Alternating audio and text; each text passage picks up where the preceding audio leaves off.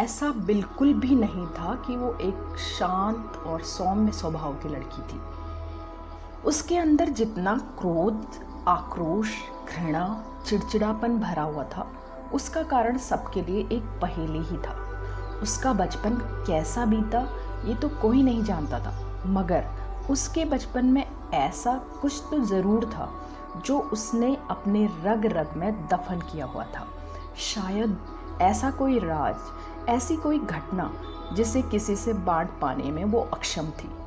उसने जिस तरह से अपने भीतर किसी चक्रवाती तूफान का दमन किया था, वो साफ साफ उसके व्यक्तित्व में झलकने लगा था। उसके चेहरे पर क्रंदन करती सी पीड़ा, उसके माथे पे बल हमेशा ही पड़े रहते। कई बार लोग उसे टोकते भी, आखिर तेरे चेहरे पर ये चिंता कैसी, क्यों है? ये बात तो वो बचपन से सुनती आई। बड़े होने तक भी इस बात ने उसका पीछा नहीं छोड़ा। न जाने कब भीतर ही भीतर घुटते घुटते वो एक दिन अपना मानसिक संतुलन खो बैठी। वो कुछ समय ठीक रहती तो सबसे अच्छा व्यवहार करती, माँ के काम में हाथ भी बटाती, लेकिन जैसे ही उसे दौरे पड़ते वो सबको खाने दौड़ती, सबको दोष देती, इल्ज़ाम लगाती, तुमने मेरा जीवन बर्बाद कर दिया। कोई समझ नहीं पाता। कभी वो एकदम गुमसुम हो जाती, बिस्तर में घुस जाती, मुंह न खोलती, किसी से नहीं बोलती। घर वालों ने कितना झाड़ फूंक करवाया, ओझा तांत्रिकों को दिखाया। कोई कहता प्रेत का साया है, कोई कहता अतृप्त पूर्वजों की आत्मा ने पकड़ा है। कितने मुंह कितनी ही बातें, मगर उसके मन में क्या भूचाल था जो सिर्फ उसको तहस नहस कर रहा था, कोई नहीं जानता था। कभी उनके गांव में एक डॉक्टर आया जिसने उसे देखकर कहा, ये मानसिक संतुलन खो बैठी है, इसको किसी अच्छे मनोचिकित्सक की ज़रूरत है।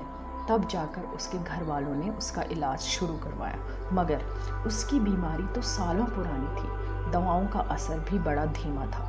वो घंटों गुमसुम बैठे बैठे न जाने अंदर ही अंदर क्या मंथन करती थी, और अचानक उसके कपोलों पर आंसू ढुलक पड़ते थे। वो झड़ी घंटों लगी रहती थी। इसी उलझन में उसने पढ़ाई भी पूरी कर ली थी। माता पिता ने अच्छा लड़का देखा, सगाई करवा दी। लड़का सीधा साधा था, उसको लड़की की मानसिक स्थिति की कोई जानकारी न दी गई। लड़की अच्छी खासी देखने में, देखकर पता भी नहीं चलता था कि वो मानसिक रूप से अस्वस्थ है। शादी भी हो गई, मगर वो कुछ ही दिन ठीक रही। फिर कभी खिड़की पे गुमसुम बैठ जाती, फिर सिसक सिसक कर रोने लगती। ससुराल वाले समझे कि शायद मायके की याद आती होगी। सास सिर पर हाथ फेरती, बेटी ये तो दस्तूर है, मैं भी तो अपने माँ बाप को छोड़कर आई थी, मेरी सास भी, ज़माने की यही रीत है, यही निभाई जाती है। एक दिन दो दिन होता तो कहा जाता, मगर 6 महीने बीत गए। वो इसी तरह अक्सर खिड़की के पास बैठकर सिसकने लगती। कभी दिन दहाड़े चादर ओढ़कर चारों ओर से चादर दबाकर खुद को पैक कर लेती, फिर कभी सामान्य होकर सास के साथ काम करने लग जाती।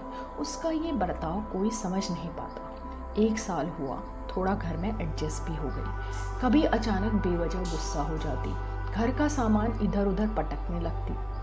उसके पति ने उसकी इस हरकत का विरोध किया तो उसने पति के सिर पर डंडा मारकर फाड़ दिया। वो शायद मार मार कर जान ही ले लेती, मगर देवर और ससुर ने बीच बचाव किया। वो इतनी आक्रामक थी कि उसके हाथ पैर बांधने पड़े। रातों रात उसे मायके छोड़ दिया गया।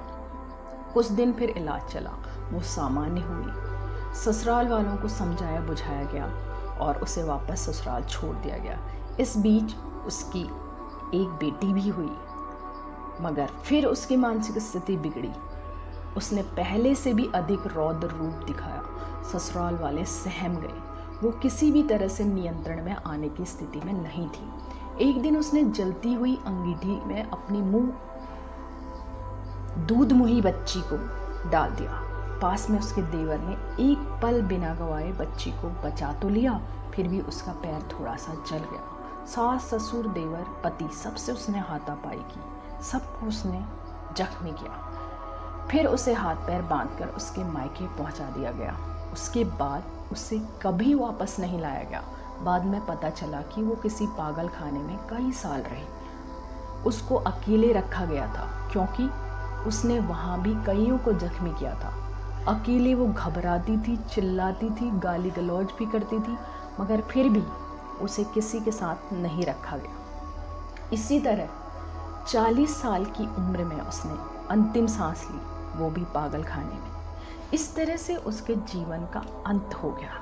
यहाँ एक मानसिक बीमारी की चर्चा नहीं है, यहाँ पर ये चर्चा है कि इसके पीछे गुनहगार कौन था, वो कौन था जिसने उस लड़की को ऐसी स्थिति में पहुंचाया।